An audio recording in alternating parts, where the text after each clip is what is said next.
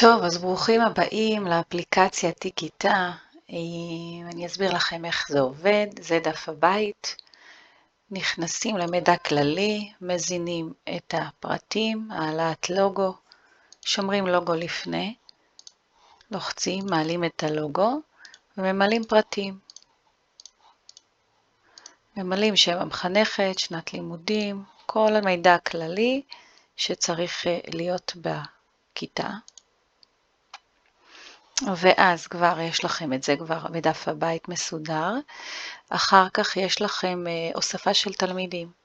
אתם מוסיפים תלמידים, ניקח שם בדוי, דני, חן, אוקיי, ממלאים, מצב משפחתי, כתובת, כל מה שנדרש כאן. ואפשר להעלות גם קבצים של אבחונים, המלצות, כל מה שתחשבו לנכון. מוסיפים. חייב להוסיף תלמידים כדי שנוכל אחר כך להשתמש ולמלא גם את כל השאר. פה בצוות אותו דבר, כותבים שם של איש צוות, לדוגמה, ומה התפקיד שלה, עצת למשל, כמה שעות היא עובדת, אם אתם רוצים טלפון, כדאי כי אז בהדפסה אתם תוכלו לראות את זה, את הטלפון הנייד, ואז יהיה לכם את כל הפרטים גם בכתב, שומרים. בכל דף כזה יש לכם אפשרות להדפיס, לוחצים הדפסה, עדיף שזה יהיה לרוחב, ויהיה לכם פה את כל הפרטים של הטיקי-טה מודפסים, כולל הלוגו.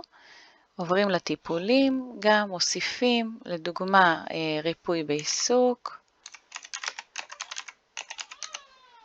שם המטפלת, איריס, יום בשבוע נגיד יום ב', מספר שיעור נניח שיעור שני, שמות הילדים שיוצאים או כל הכיתה, מה שקורץ לכם, שומרים. ואז זה כבר אוטומטית הופך למערכת. בכל יום בשעה שאתם תזינו יהיה לכם מופיע הכל.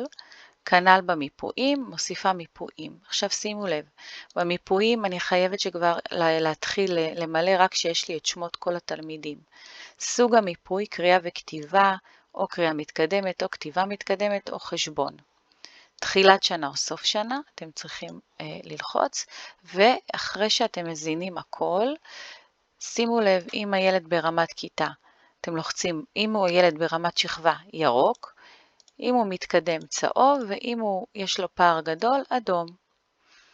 אוקיי? ואז שומרים, גם יופיע לכם פה את סימן הרמזור שלו, וגם בהדפסה אתם תראו את זה פה, צבע רמזור, ברמזור אדום. אוקיי. אחר כך ספרי לימוד, אתם מוסיפים ספרי לימוד, מה אתם לומדים, איזה תלמידים לומדים בספר הזה, מערכת שעות של הכיתה, יש לכם פה, שימו לב, מערכת מחנכת, מערכת טיפולים. אוקיי, את שלוש סוגי מערכות. מקרים מיוחדים, אם יש לכם מקרים שקרה אירועים קיצון, אירועי קיצון או כל דבר אחר, אתם יכולים להוסיף פה לפי התלמיד, בגלל זה חשוב קודם כל להתחיל עם הוספת התלמידים. פרוטוקולים, פה זה בישיבות צוות, תאריך הישיבה, מי השתתף, מה היה התוכן ומה היו ההחלטות. פעילות שנתיות כמו טיולים שנתיים, הצגה, יום הורים, ימים מיוחדים וכו' וכו'. ופה אתם יכולים להתנתק מהמשתמש. לפי המשתמש שתיכנסו, כך יופיע לכם הפרטים. זאת אומרת, אם נכנסתי מהמשתמש שלי, אז רק אני אוכל לראות את הפרטים, אף אחד אחר לא. אוקיי, את כל זה, כל הטוב הזה, אפשר להיכנס לגוגל דרך הטלפון, להדביק את הכתובת הזאת בגוגל, ואז אתם תראו שאפשר להוריד את האפליקציה לטלפון, ואז כל מה שמופיע לכם בכיתה, לא תצטרכו לחפש, יהיה לכם בתוך האפליקציה. אז מקווה שעזרתי, ושיהיה בהצלחה.